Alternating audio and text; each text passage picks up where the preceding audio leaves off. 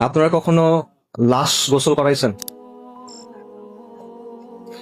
মানুষ যখন মারা যায় তখন তাকে দাফন করার আগে বেশ কিছু কাজ করতে হয়, অনেকগুলো নিয়ম আছে। তার মধ্যে একটা কাজ হলো মৃতদেহকে গোসল করানো, এবং এই গোসল করানোর কিছু নির্দিষ্ট নিয়ম আছে। যেমন মনে করেন লাশকে বসাতে হয়, পাশ ফিরাতে হয়, তারপর লাশের পেটে চাপ দিতে হয় আস্তে আস্তে, যাতে করে তার দেহের ভেতরে যে ময়লা আবর্জনা আছে সেটা যেন বের হয়ে যায়। যে ময়লা আবর্জনা আমাদের সবার দেহের মধ্যেই আছে। এবং যারা অনেক লাশ গোসল করাইছে তাদের সাথে কথা বললে আপনি অনেক কথা শুনবেন। যেমন ধরেন, অনেক মানুষ মারা যায় পেটের অসুখ নিয়ে, অনেক মানুষ মারা যায় লিভারের সমস্যা থাকে, পাকস্থলীর সমস্যা থাকে, ক্যান্সারের সমস্যা থাকে। এরকম মানুষকে যখন গোসল করানো হয়, যখন পেটে চাপ দেওয়া হয়, তখন শুধু আবর্জনা বের হয় না, পুজ বের হয়, রক্ত বের হয়। অনেক সময় শরীরের ভেতরে যে অঙ্গ ছিল লিভার, এটা গলে বের হয়ে আসে।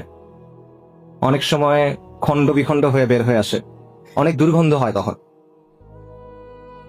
আমরা মৃত্যু জিনিসটাকে অনেক পবিত্রতা দেওয়ার চেষ্টা করি। বিশেষ করে মৃত মানুষকে, আসলে মৃত্যু না, মৃত মানুষকে আমরা সম্মানিত করার চেষ্টা করি, তার উপর একটা পবিত্রতা দেওয়ার চেষ্টা করি। বিশেষ করে সেই মানুষটা যদি বিখ্যাত কোনো মানুষ হয়, নামি দামি কোনো মানুষ হয়, ক্ষমতাবান কোনো মানুষ হয়, কোনো নেতা হয়, তখন আমরা এটাকে অনেক সম্মানজনক কিছু একটা হিসেবে দেখানোর চেষ্টা করি। কিন্তু আপনি যদি ওই মানুষটাকে যখন গোসল করানো হচ্ছিল তখন দেখতেন, তখন আপনার কাছে মনে হবে না যে এই বিষয়টা সম্মানজনক, আপনার তখন করুণা হবে তার জন্য। মানুষ দুনিয়াতে নিজেকে অনেকভাবে উপস্থাপন করে। আমরা নিজেদেরকে অনেক বড় কিছু হিসেবে দেখাই, আমরা নিজেদেরকে অনেক সম্মানিত কিছু হিসেবে দেখাই, আমরা নিজেদেরকে অনেক পবিত্র কিছু হিসেবে দেখাই। আমরা আমাদের চারপাশে একটা খোলস তৈরি করি, কিন্তু মৃত্যু এই সবগুলা খোলস সরায় দেয়। আমাদের যত পোশাক আছে, যত আবরণ আছে, যত অলংকার আছে, যত সাজসজ্জা আছে, সবকিছু মৃত্যু সরায় ফেলে এবং আপনাকে দুনিয়ার সামনে একদম উন্মুক্ত করে দেয়। কিন্তু এই বিষয়টা আমরা মাথায় রাখি না। আমরা দুনিয়ার জন্য ক্রমাগত ছুটতে থাকি, দুনিয়ার জন্য ক্রমাগত ফিকির করি, দুনিয়ার জন্য ক্রমাগত কাজ করি। আমাদের সব চিন্তা দুনিয়া নিয়ে, যে দুনিয়াতে আমার জীবনটা কিভাবে আরো কমফোর্টেবল হবে, আরামদায়ক হবে, দুনিয়াতে আমার জীবনটা কিভাবে আরো সম্মানজনক হবে, দুনিয়াতে আমার জীবনটা কিভাবে আরো সচ্ছল হবে, দুনিয়াতে আমার জীবনযাপনের স্টাইলটা, মানে লাইফস্টাইলটা কিভাবে আরো উন্নত হবে, কিভাবে আমি অমুক জিনিসটা কিনবো, কিভাবে আমি অমুক জিনিসটা ব্যবহার করব, কিভাবে অমুক জায়গায় যাব। সব চিন্তা ভাবনা আমাদের এই জায়গা নিয়ে। কিন্তু যেই জিনিসটা আপনার কাছে আসতেছে, মৃত্যু, ওই মৃত্যুটা যে সম্মানজনক হবে আপনার, ওই মৃত্যুর পরে যে জীবনটা আপনার জন্য অপেক্ষা করতেছে, সেটা যে সম্মানজনক হবে কিনা, সেটা নিয়ে আমরা একেবারেই চিন্তা করি না। আমরা এটা নিয়ে একেবারে গাফেল, উদাসীন। একজন মহান তাবেঈ ছিলেন সুফিয়ান আস-সাওরী রাহিমাহুল্লাহ, সাহাবাদের ছাত্র। ওনাকে বলা হতো আমিরুল মুমিনিন ফিল হাদিস। হাদিসের ব্যাপারে বিশাল জ্ঞান রাখতেন। ওনাকে একজন এসে প্রশ্ন করছে, ইয়া আবু আব্দুল্লাহ, ওনার কুনি আবু আব্দুল্লাহ, দুনিয়ার জন্য কিভাবে প্রস্তুতি নিব বলেন, আখিরাতের জন্য কিভাবে প্রস্তুতি নিব বলেন। সুফিয়ান সাওরী বলছেন, দুনিয়াতে যে পরিমাণ সময় থাকবা সেটা অনুযায়ী দুনিয়ার জন্য কাজ করো, আখিরাতে যে পরিমাণ সময় থাকবা সেটা অনুযায়ী আখিরাতের জন্য কাজ করো। দুনিয়াতে কতদিন থাকবেন বলেন? 80 বছর সর্বোচ্চ, 100 বছর, 120 বছর সর্বোচ্চ, নাকি? আখিরাতে কতদিন থাকবেন? 1000 বছর, 10,000 বছর, 1,00,000 বছর, চিরন্তন, চিরস্থায়ী, খালিদিনা ফিহা আবাদা।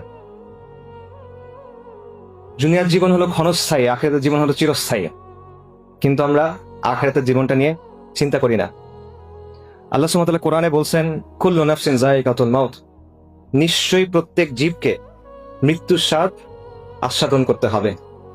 ওয়া ইন্নামা তুওয়াফফুনা উজুরাকুম ইয়াউমাল কিয়ামা, এবং কিয়ামতের দিন তোমাদেরকে তোমাদের যে প্রতিফল, যে কর্মফল, সেটা পরিপূর্ণভাবে বুঝাই দেওয়া হবে।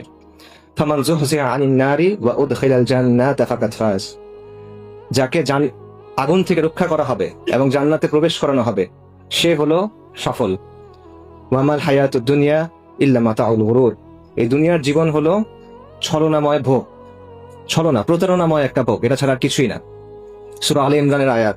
এই একটা আয়াতে আল্লাহ আজ্জা ওয়া জাল আমাদের এই দুনিয়ার সব বাস্তবতা, সব মৌলিক প্রশ্নের উত্তর দিয়ে দিয়েছেন। যে বিষয় নিয়ে আমাদের এত পেরেশানি, যে বিষয় নিয়ে আমাদের এত ছোটাছুটি, যে বিষয় নিয়ে আমাদের এত চিন্তা, এত কষ্ট, সবকিছুর আসল মূল্যটা কত, এই সবকিছুর পরে কি অপেক্ষা করতেছে, দুনিয়ার সফলতা কি, ব্যর্থতা কি, এরপরে আমাদের জন্য কি অপেক্ষা করতেছে। এবং এর পরের আয়াতে আল্লাহ সুবহানাহু ওয়া তাআলা বলতেছেন, লাতুবলাউন্না ফি আমওয়ালিকুম ওয়া আনফুসিকুম, নিশ্চয়ই তোমাদেরকে তোমাদের জান এবং মালের ব্যাপারে পরীক্ষা করা হবে। দেখেন, আমাদের জীবনের মধ্যে নিশ্চিত জিনিসপত্র কিছু নাই, সবকিছু অনিশ্চিত। যে বিষয়গুলো নিয়ে আপনি সকাল থেকে ঘুমানোর আগ পর্যন্ত চিন্তা করেন, ইভেন ঘুমানোর সময় যেগুলো নিয়ে স্বপ্ন দেখেন, কোনোটার মধ্যে কোনো নিশ্চয়তা নাই। আমাদের উপার্জন, আমাদের পড়াশোনার রেজাল্ট, পরিবারে কি হবে, বাচ্চার কি হবে, সন্তানের কি হবে, স্ত্রীর কি হবে, পিতামাতার কি হবে, দুনিয়াবি যত চিন্তা আছে, যা কিছু নিয়ে আমরা চিন্তা করতেছি, কোনোটার মধ্যে কোনো নিশ্চয়তা নাই, নিশ্চিতভাবে জানার সুযোগ নাই। একটা মাত্র জিনিস নিশ্চিত, সেটা হলো মৃত্যু। কিন্তু এই মৃত্যু নিয়ে আমরা চিন্তা করি না। এই জিনিসটাতে কিভাবে ব্যাখ্যা